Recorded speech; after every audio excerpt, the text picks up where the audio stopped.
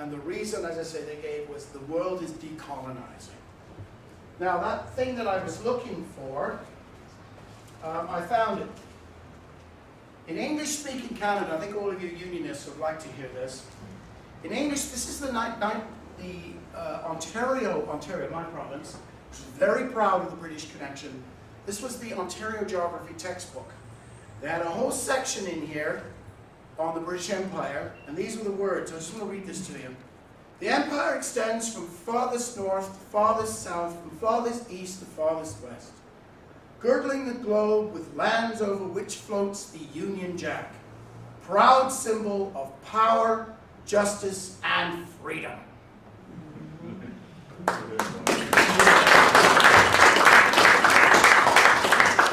That was in the Ontario textbook until the 1960s. That's why people, the older Ontarians, were very, very proud and loyal. Education can be used the right way as well as the wrong way. And Scottish Canadians wrote that. Can you believe the Minister of Education who wrote that was a Scottish Canadian? There you go. So let's move on into the now I'm going to move into the 1960s. This is when things start to heat up. So they got the Rassemblement National de l'Indépendance, or what do they call it, the Quebec separatist movement. And what happened was, in 1963, the separatists in Quebec decided to turn violent. They decided to form their own version of the what would be the IRA. It was called the FLQ, Front de Libération du Québec. And they were a terrorist organization. Their goal was an independent Quebec by violent means. And what they would do, and again, I dated a woman from Quebec for many, many years. She was an English-speaking Canadian who got out of Quebec. And she told me a lot of personal stories. I might share a little bit with you.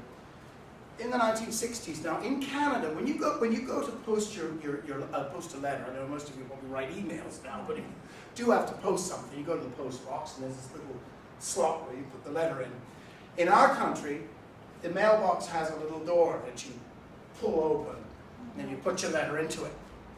So what the separatists did was they went into the English-speaking parts of Montreal and wired up the mailboxes with bombs so that if you open the door, it blew up. And a lot of people got killed or badly injured. And they were going around the English-speaking parts of Montreal doing that. And they targeted, and they went into, as a part of Quebec called Montreal, called Westmount, which is an English-speaking neighborhood, was back then. And they wired every mailbox. Okay? And so it got to the point where, if you wanted to, because back then there was no email, right? So we used to use written letters. And so people were afraid to go to the post box. So they'd all had to go all the way to the post office and mail their letter. And so they started bombing post offices. And, and so what happened was that a sense of urgency came up in the Canadian federal government. Now, until that point, Canada had a conservative government in the late 1950s, 1960s. Just want to let you know, in English-speaking Canada and in the federal government, the political parties are the same as here in Britain. Conservative, Liberal, and Labour. Okay? Labour is called NDP, New Democratic Party. But in Quebec, they have their own parties. Okay? They have the Liberals, but the Conservatives are called the Union Nationale. The Union Nationale were basically a conservative party in Quebec, and they've been government from the 1920s up to the 1960s. But the separatists felt this party is in league with English-speaking Canada and with the church. But don't forget, the church had a lot of influence. Catholic Church had a lot of influence in Quebec. In 1960s, Quebec went through what's called the Quiet Revolution. And that was when the nationalist movement began to start to write letters and started to publish magazines about Quebec was conquered. The world is decolonizing. Quebec needs to be a nation. And it started, and then of course this violent movement, the FLQ, started as well.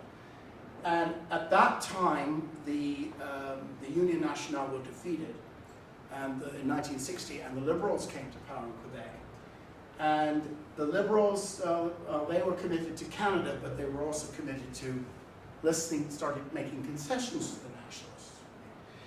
In 1963, now this is I'm going to tell you, in 1963, the federal Liberals came to power in Canada. And the first thing they said was, we have to calm things down in Quebec. How do we do that? Well, we've got to get rid of all the imperial symbols in Canada. We must have a new flag. Out goes the Union Jack. So, in 1964, a new Canadian flag was adopted. This is it. This is the current Canadian flag. This was adopted with no referendum. It was just rammed through. And it was done because the government, the Liberal government, said, if we take the Union Jack out of it, Quebec will have a united Canada. Quebec will calm down and everything will be fine. Get rid of the imperial symbols and things will be fine. Ontario was outraged. And so, well, you know what Ontario did? A month later, Ontario adopted its own Union Jack-based flag. This is the Ontario flag today. Okay, with the Ontario shield, which has the St. George Cross, as you can see, because it was settled by English people. Union Jack in the corner.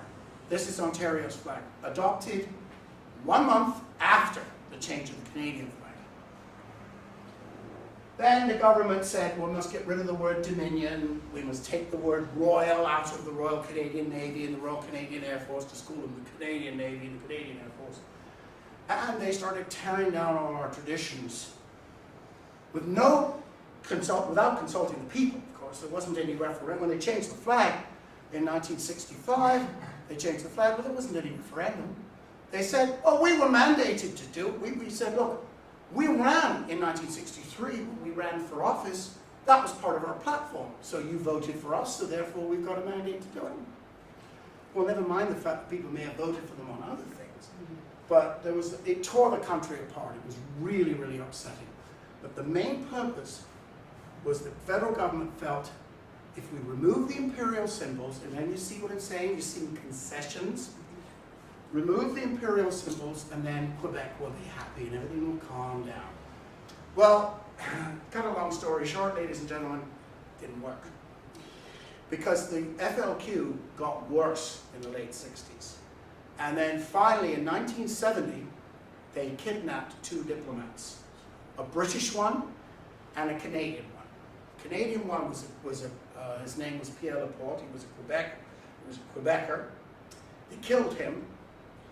The British one, James Cross, they just simply held him for ransom. They didn't kill him, thank God, because the UK would have been furious. So the Canadian government reacted by passing what was called the War Measures Act. And the War Measures Act was an act in the Constitution, which, don't forget, was still controlled by Westminster at that time. And that was gave the federal government power to put troops on the streets. And that's what they did. It sounds like Northern Ireland, doesn't it? Mm-hmm. They put troops on the streets. I remember it. I was 10 years old at the time. I remember what we called it, the FLQ crisis. There were Canadian troops on the streets of Montreal. They rounded up those separatists, those terrorists, and put them in jail. So they did do something right. And at that time, the federal Liberals had been infiltrated by Quebec separatists. And the Prime Minister at that time was Pierre Trudeau. And he was a Quebecer, and he had been sympathetic to that movement in the past. Okay, so what happened was in 1968, the separatists in Quebec, who at that time had been this terrorist movement plus a grassroots movement, now formed a political party. It was called the Parti Québécois, PQ. And they ran in the provincial elections in Quebec. At first they didn't do very well. Then the next time around they did a little better. The next time around they did a little better. And by 1976, they won a majority government in Quebec. Alarm bells rang. So once they won the majority government in the Quebec legislature in 1976, the first thing they did when they came to power in 1976, was to rename the Quebec legislature the Quebec National Assembly, to make it sound like the Parliament of France. And the next thing they did, and the Liberals were full of corruption. That's why the Quebecers threw them out. They were absolutely corrupt to the core. They were giving contracts to friends. They were, you know, if you lived in a Liberal area, you got your roads paved. If you lived in an area that didn't vote Liberal, you didn't get your roads paved. And there was scandal after scandal after scandal. Finally, the Quebecers said, enough. Threw them out. Let's give this new PQ party a chance. So they won in 1976. And as I said, renamed, and their leader's name was René Lévesque. René Lévesque was the Alex Salmond of Quebec. So anyway, I remember, I was in high school at the time they came to power. The first thing they did was pass what's called Bill 101. It was a language law, and it abolished the English in the use of Quebec. From that point on, Quebec was now, the only official language was French. The rest of Canada, the Canadian government declared us a bilingual nation. So therefore, at the federal level, Canada was officially English and French. And that was one thing the Liberals did in the late 60s, in this response to Quebec. One of the concessions they did was to declare it bilingual coast to coast. And at the federal level, remember what I said, at the provinces they could decide for themselves. So each of the provinces is officially English only, except New Brunswick, which is English and French. And now we're talking at the provincial level. I hope I'm not confusing you. And the federal government was now English and French bilingual. Quebec abolished English. The first thing they did was when the separatists came to power, after renaming the legislature as the National Assembly, they abolished no more official use of English. From now on, Quebec is French only.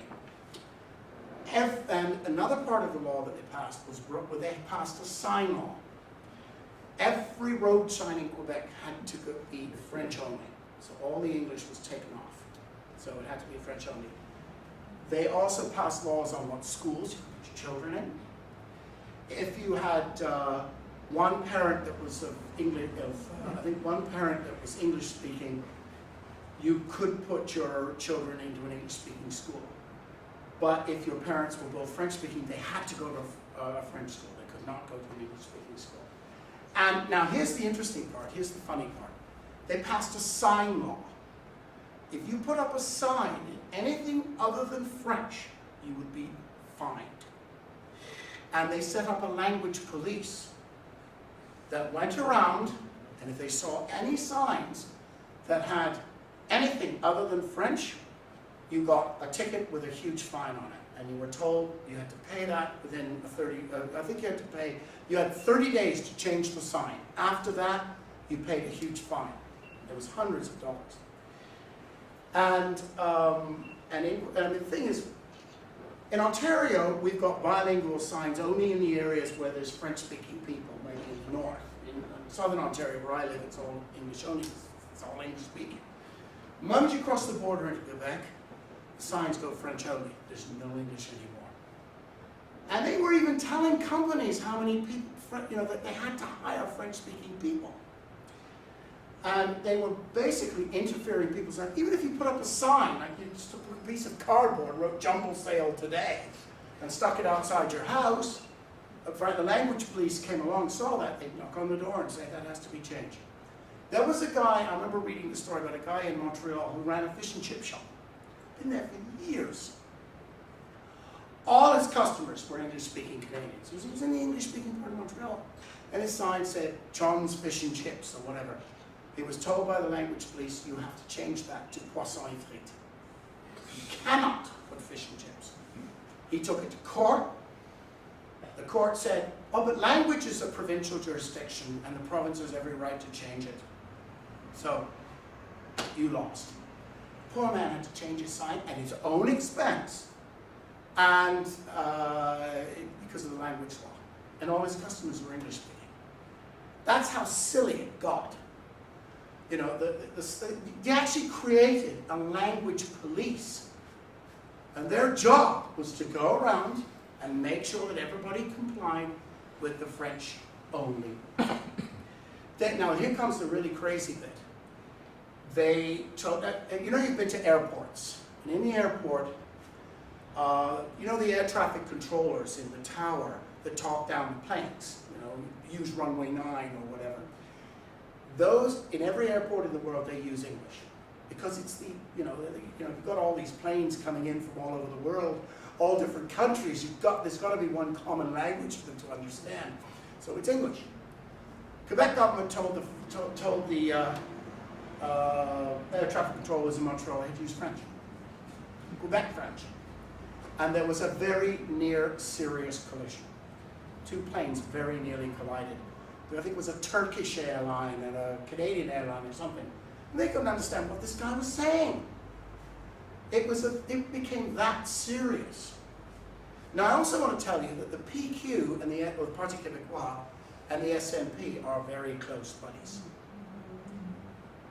You're getting sign laws, language laws, Gaelic, you know, where's it all coming from, right?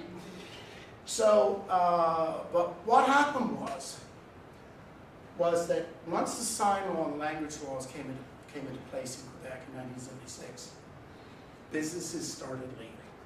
They said, look, we're not going to, you were telling them they had to have a certain number of French-speaking employees. Or if you have any English-speaking employees, they must speak French. They started running ads on television showing an English-speaking person having a chat with his wife and his children when he leaves home, arriving at the office and speaking French and saying, isn't it wonderful, you know? Well, I mean, it's nice to have a second language. I speak French, but only because I chose to. Nobody told me I had to. So, and after this air collision, and the really bad part about it was that airports are under the control of the federal government of Canada. And yet, because of the language law in Quebec, the air traffic controllers were told, you have to talk down the planes in French. And the federal government did nothing about it. Oh, I forgot, there's French-speaking separatists in government in Ottawa. That's the federal government of Canada is in Ottawa. So anyway, so of course that became a very serious situation when there was a near collision. So at that point, the federal government stepped in and said, no, okay, air traffic controllers, you better use English, because you don't want any collisions, you get sued or whatever. So that led to the Quebec nationalists saying, well, now we're going to hold a referendum on independence. I'm going to get into talking about the first referendum. The first referendum took place in 1980. Now I want to talk a little bit about that. And I remember it so distinctly. I'm going to have to refer to my votes. In the 1976 election, the Parti Québécois, we'll call them the PQ, because it's for short, won a majority in the Quebec National Assembly, 71 seats. And they didn't like the word independence, unlike your nationalists here, love that word. The Quebec separatists thought, well, it's a bit of a strong word, so let's tone it down a little bit. We'll call it sovereignty. You know what? Let's call it Sovereignty Association, which means Quebec becomes an independent state, but Ottawa pays the bills. Well, basically what that means is Quebec becomes independent, but it keeps a common currency with the rest of Canada, a free trade area with the rest of Canada. So basically, economically, it's still like it's part of Canada, right? So in other words, they have free trade, common currency with the other provinces, but they're politically independent. Now, how would that work? I don't know. They called it Sovereignty Association. Common currency, free trade with the country you're breaking away from. Doesn't that kind of sound kind of familiar here? See where they've been talking? So, they said, anyway, so the PQ, I have to refer to my notes, ladies and gentlemen, I'm awfully sorry. But, so the PQ held the referendum in 1980. Here's the question. This is the English translation. The government of Quebec has made public its proposal to negotiate a new agreement with the rest of Canada, based on the equality of nations, This agreement would enable Quebec to acquire the exclusive power to make its laws, levy its taxes, establish relations abroad, and at the same time to maintain with Canada an economic association, including a common currency. Any change in political status resulting from these negotiations will only be implemented with popular approval through another referendum. On these terms, do you give the government of Quebec the mandate to negotiate the proposed agreement between Quebec and Canada? That was the question. It's a whole paragraph. Now I read that, I'm like, what the hell are you talking about? That was it. Anyhow, so that was the result. That was the question. The result was, and the result was 60% for no, 40% for yes. Probably because a lot of people voted no because they didn't know what the heck, they couldn't understand this thing. They figured better to vote no, it's safer. So the no side won, 60-40. But René Lévesque, and I remember seeing this. They held the big rallies, waving all the flags. Sound familiar? Except they lost. Anyway, so when they had the referendum, they lost it, 60-40. But the first thing they did was they decided to just shelve the issue for a while and concentrate on governing Quebec. But the federal government responded and said, look, we've got to do something about the Quebec situation. More concessions. So what do? We must bring the Constitution home from Great Britain. Westminster's control over our Constitution must be terminated. So the federal government decided to get into negotiations with all the provinces to agree on this amending formula. Remember, since 1949, they couldn't agree on an amending formula. So they shelved the issue and told Westminster, just hang on to it until we can get round to agreeing on it. Finally, what happened was in 1980, they started having discussions to create that amending formula and asked Westminster to transfer the British North America Act to Canada. 9 of the provinces agreed. Guess who didn't agree? Quebec. So the federal government decided, well, you know what? We've got 9 of the 10 provinces have agreed on this, so let's just go ahead and do it. So in 1981, the request was put to Westminster to transfer the Canadian Constitution to the federal government of Canada. And Margaret Thatcher was in power, I think, at that time, over here in Canada, over here in Britain. And so in 1982, British Parliament passed the Canada Act, and the British North America Act was terminated and transferred to the government of Canada, and became the Constitution Act, under the control of Ottawa. And from that stated that from this point on, no British law will apply to Canada. So prior to that, they could pass, Britain could pass laws, but with Canada's consent. From now on, they couldn't. So basically, West Britain was out of it now. Except we still kept the Queen as head of state. And and even though we have our own flag, the Union Jack is still Canada's royal flag, and still flown beside the maple leaf, only in Ontario in the west, not in Quebec, to show our allegiance to the crown. So that's good news. And anyway, so then the Canadian government decided to introduce what they called a Charter of Rights and Freedoms to go along with this new constitution that was now taken over by the Canadian government. By the way, Australia and New Zealand did it in 1986. So they brought in this Charter of Rights and Freedoms. Now I studied it very carefully. It declares English and French are the official languages at the federal government of Canada level only, and in New Brunswick. But it does not say that English and French can be used in Quebec. It says nothing about Quebec. So by saying nothing,